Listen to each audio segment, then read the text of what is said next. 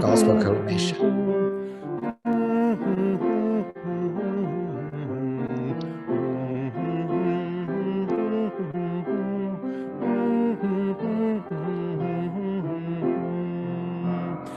Hallelujah, hallelujah, hallelujah, hallelujah, hallelujah.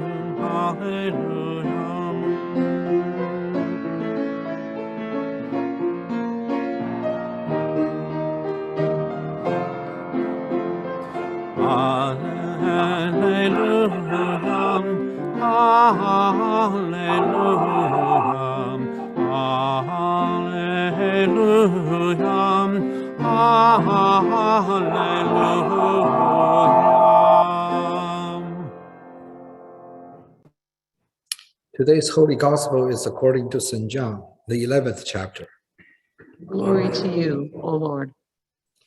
When Mary came where Jesus was and saw him, he knelt at his feet and said to him, "Lord, if you had been here, my brother would not have died." When Jesus saw her weeping, and the Jews who came with her also weeping, he was greatly disturbed in spirit and deeply moved. He said, "Where have you laid him?" They said to him, "Lord, come and see." Jesus began to weep. So the Jews said, "See how he loved him." But some of them said, "Could not he who opened the eyes of the blind may have kept this man from dying?" Then Jesus, again greatly disturbed, came to the tomb. It was a cave, and a stone was lying against it. Jesus said, "Take away the stone." Martha, the sister of the dead man, said to him, "Lord, already there is a stench because he has been dead for 4 days." Jesus said to her, "Did I not tell you that if you believed, you would see the glory of God?" So they took away the stone. And Jesus looked upward and said, "Father, I thank you for having heard me. I knew that you always hear me, but I have said this for the sake of the crowd standing here, so that they may believe that you sent me." When he had said this, he cried with a loud voice, "Lazarus, come out." The dead man came out, his hands and feet bound with the strips of cloth, and his face wrapped in the cloth. Jesus said to them, "Unbind him and let him go." It's the gospel of the Lord. Praise to you, O Christ. Well, today is the time we celebrate All Saints' Day. But we all know last weekend or last Sunday was the time that children always get out to have fun. It was the Halloween Eve. So, did you have fun? Well, my parents, they don't like the Halloween tradition because it has a lot of people dress up like ghosts, like zombies, like the things that nobody that really like it from my background. I'm from China, and in China, you don't find your house or buy a property close to the graveyard. And the graveyard is really not pleasant in China, not like here. A lot of lawn, a lot of flowers, and people even stroll inside and walk inside. But in China, we have a great boundary between the dead and the alive. But after they came here, the first year, it was about 8 years ago. And they were surprised to see the kids will knock their doors and ask for candy by dressing up like all those scary things. But after that, I told them what was the trick-or-treating and the Halloween night really is here in the Western world. In the ancient Celtic Britain time, October 31st was the feast of Samhain or Samhain. That is the word to call it. It spells like Samhain. A feast that marked the end of summer and the beginning of winter. The time of the year associated with death. It was the time of year when the livestock was butchered and when all kinds of food were preserved and put away for a long winter.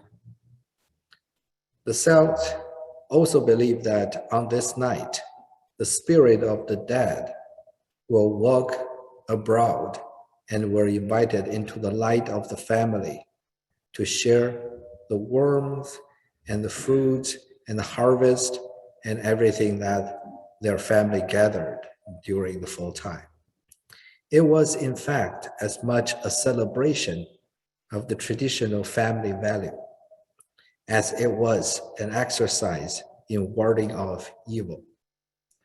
There were prayers for the dead, and there were also customs and rituals to look into the future. That was the origin of this All Saints' Day.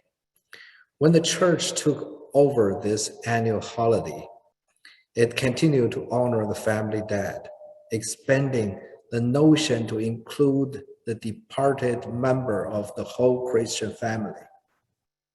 The Hallows are the saints, so the Halloween is the All Saints' Day Eve, or the eve of the All Saints that departed in that year, and which has been celebrated on November 1st through the whole month. It was not just a one-day event. So in this event, all the family members will set up a feast. They cook, they prepare light, they prepare sweet things, which was so important in the ancient time. And in the medieval time, the great All Saints' Day celebration began with a vigil on the Halloween evening, a time of preparation, usually including the fasting as a prayer, and often including other customs of the home nature. So the modern North Americans, and have you ever been to Europe during this time? No, but there was not a tradition actually in Europe to celebrate this. It's purely North American. And they add the custom of the trick-or-treating has evolved from the combination of different customs. Some pagan, we borrowed from the church, and some Christian. And it was believed that the spirit of the dead and various other ghosts will wander around in that night and evoking fear and chaos. One way of dealing with these demons was to dress up like them. That's the reason why. And lead them away from homes and villages. That's the custom of dressing in costume on Halloween. Another way of dealing with them, particularly if they were believed to be the ghost of the family and friend, was to invite them into the light, to sit by the hearth and be warmed and fed. That's the custom of giving out treats.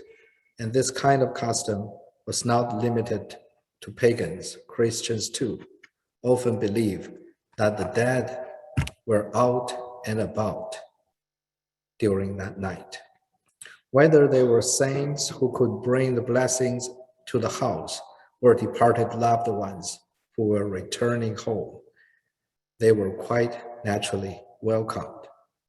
So you see, there are a lot of conflict understanding of Halloween in different traditions. And yet another custom that has to place in this is the medieval custom of souling. Beggars will go from house to house asking for food, and they called them soul cake at those days, in return for saying a prayer for the departed members of a household. It sometimes disturbs us when we see Christians dressed like demons and places decorations that is scary things in their front or backyard. But those things like witches and ghosts, unseen demons, and the soul of the dead wandering in the dark were very real to ancient people. We may not think the same thing, but they do believe that there are a lot of scary things wandering around in the night. Even it is nothing more than the fear of unknown. Fear of the dark is the common experience today, just as it was in more primitive times. In the age of the wall switching and the produce instant light in our homes and the glares of light on the street prevent our cities from ever being completely in darkness. But do you still remember those days when the electricity failed, when there was a black night? And how did you feel during those nights? Not long ago, I still remember when the blackout of the whole region, and has been here for how many days? 3 or 4 days and nights. And those are the time that people start to open up, to share light, food, conversation with their neighbors. In our time, it's really difficult to open up our doors for the strangers. But only in those days when it's so dark and cold, when you feel the need of company, when you feel the need to have your fresh water and warm food, and you and me and all the people start to open up. Isn't that interesting? These days we have everything, especially here in Canada.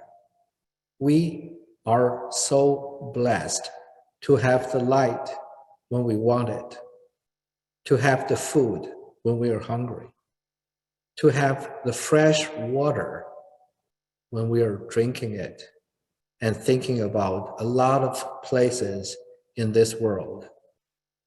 They haven't got the chance to have safe, fresh water to drink. And today we are celebrating the All Saints' Day to remember all the people that we know departed before us. But do you know how many people are dying and struggling about their basic needs in this world? If we don't see that far, just the place that our church located, if you have time wandering around in this street, and sometimes we will see the people are still living under the roof of some opening place. Those homeless, those low income, and those who are struggling from day-to-day needs. And later, Louis will tell us about the result of the survey. Why did we do this survey? It's all because we, the people of St. Peter's, see the needs of our community and wants to do something to help. It's not just from the bottom of our heart, the little compassion that we have. It's all about our name, Christians. That word Christian means the follower of Christ, the people of Christ. And what Christ was doing in today's gospel reading was to raise people from death up to life. And that is the calling that we receive from Jesus as well, people of St. Peter's Lutheran Church here in Cambridge. Dig deep in your heart, count your blessings, and see the needs of this community. And remember, we are the hands and the feet of God.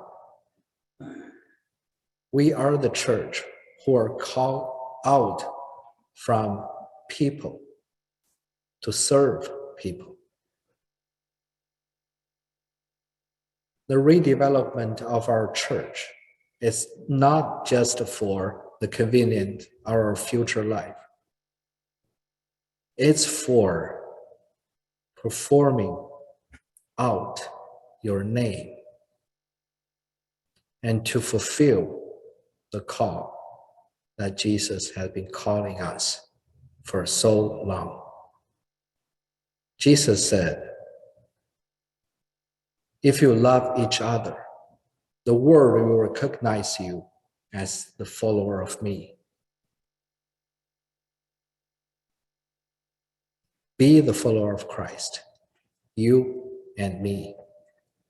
Do that little thing that we can, and God will make them a big blessing, not only to the people around us, but also the ultimate blessing that we can receive from Him. Amen.